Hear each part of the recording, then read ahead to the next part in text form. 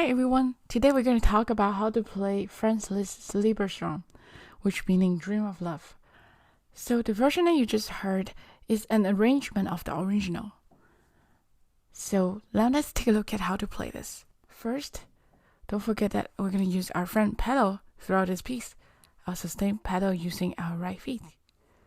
Okay, so left hand we're going to start on bass C. And then we're going to move on to E major chord.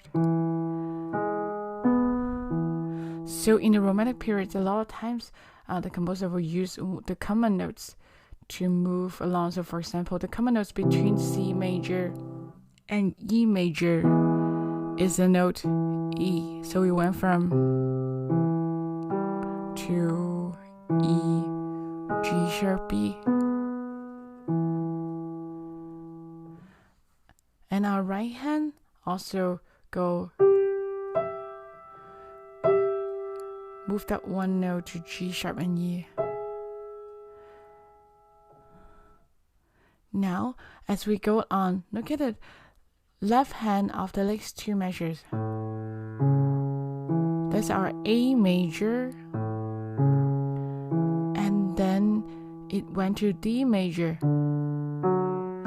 I would think the common note is A itself. So it's pretty magical, isn't it? And then it went from D major to D minor. Yeah, the only difference is between the major and minor triads is the middle notes by a half step. So for example, D, F sharp, A is D major, but D, F, A is D minor. So this is the right hand of the second line.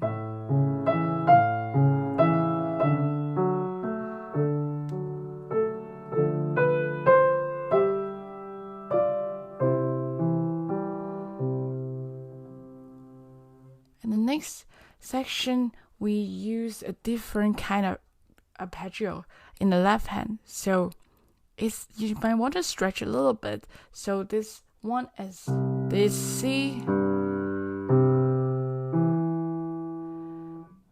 So instead of using C, E, G, it's a different voicing of the same chord. I would use 5, 2, 1, and then 2, like that. And then it follows the same idea, but went to E major. And make sure you relax. And then it goes back to A major triad. And then D major. And then D minor. And then G. And then went to C major. Since we're talking about left hand, so let's keep going for a little bit. So now, that's actually F minor. So F minor is F, A flat, and C. A major is F, A, and C. So compare with that. So, and then went back to C major. And went down even more through the common note of C and went to A minor. And then through the common note of E, but one octave lower.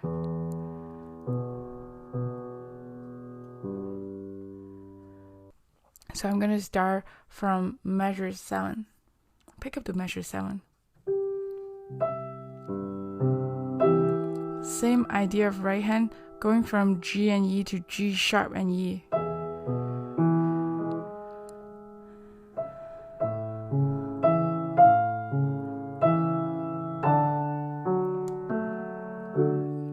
This is a surprise, right?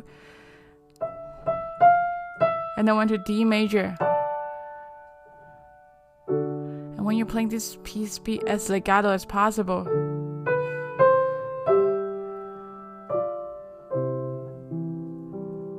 And then right hand pick it up from here.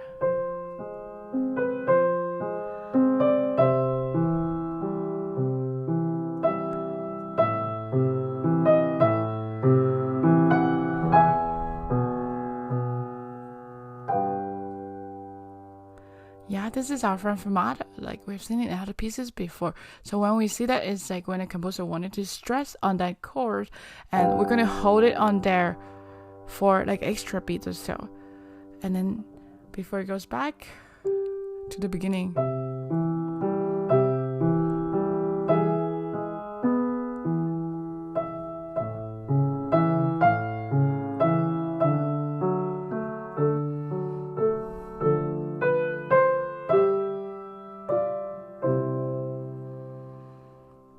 And then the very last two measures, it has this glissando mark, like a little doodly of the notes, as one of my students mentioned. So once you find all those notes of the chord, we're going to roll it from bottom slowly to top, like that.